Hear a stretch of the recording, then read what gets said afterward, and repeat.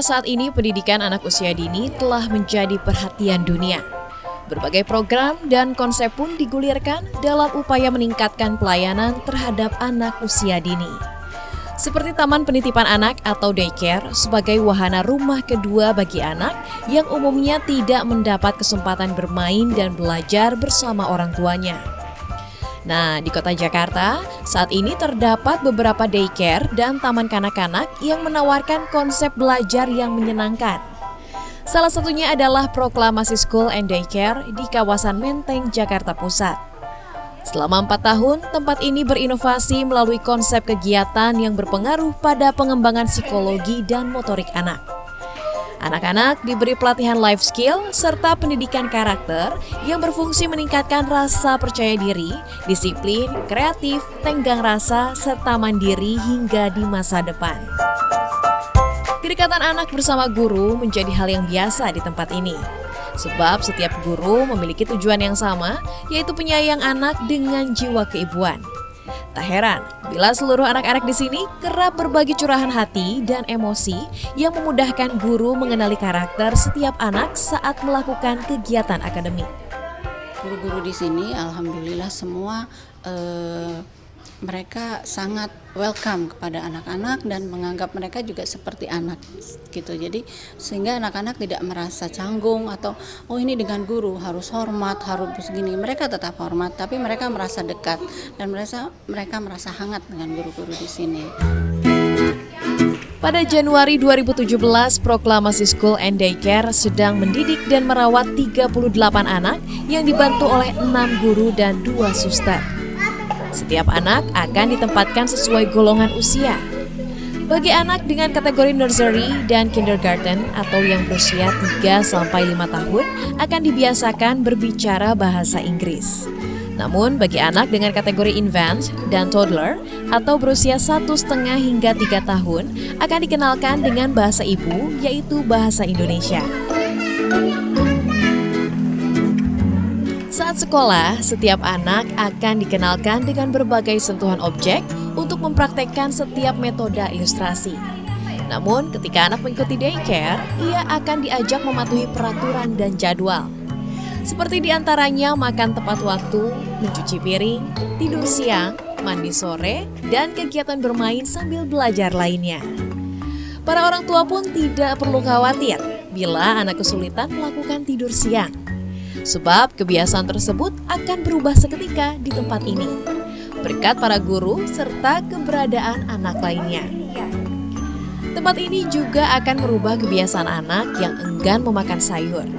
Sebab anak akan diberikan edukasi menarik seputar pengenalan jenis sayuran dan kandungannya. Serta pemberian reward yang memacu keinginan anak untuk menghabiskan makanan dalam waktu sebentar. Kaiser suka drawing. And then Kaiser suka makan yang enak-enak. Yang healthy. Yang makan healthy itu nanti sehat.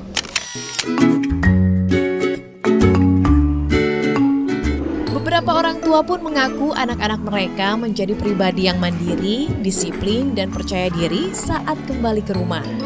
Mereka pun bisa menghabiskan banyak waktu bersama keluarga sebab anak sudah dalam keadaan siap setelah menjalani berbagai kegiatan seputar akademik, hiburan, makan, hingga membersihkan diri. Anak itu kita ajarkan lebih disiplin.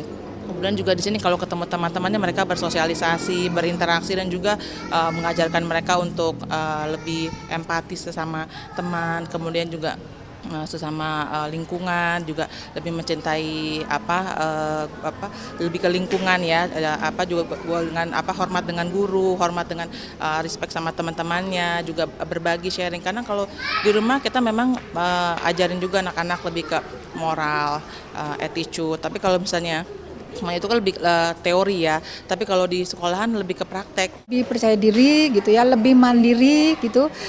Yang paling utama sih mandiri ya, mandiri. Jadi dia tahu mungkin lebih dari saya sebagai contoh misalnya hal-hal yang kecil, meletakkan barang di tempatnya, kemudian melakukan sesuatu dengan benar gitu, nggak cuma sekedar melakukan tapi melakukannya dengan benar, misalnya cara makan yang baik gitu, kemudian menyapa orang dan sebagainya. Banyak sih.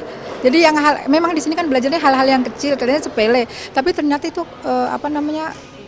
iya, karena kan terus-menerus dan itu terbawa gitu, termasuk dengan budi pekerti gitu. Bagaimana? Sudah ada gambaran tempat belajar dan penitipan anak yang cocok untuk Anda seperti apa? Atau Anda terinspirasi untuk membangun usaha di bidang pendidikan?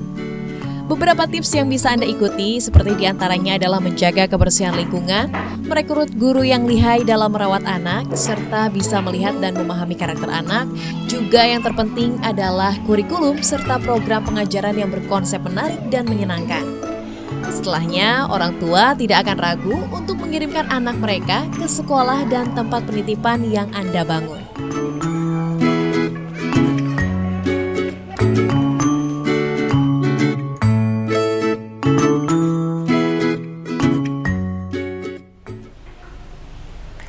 Wah, saya lagi lihat-lihat nih hasil lukisan dari anak-anak yang sekolah di sini. Ternyata memang konsep bermain sambil belajar itu mampu mengembangkan psikologis dan juga motorik bagi anak. Dan pemirsa, 30 menit sudah saya menemani Anda dalam program Warta UKM. Dan tentunya kami akan menjumpai Anda di episode berikutnya. Sampai jumpa.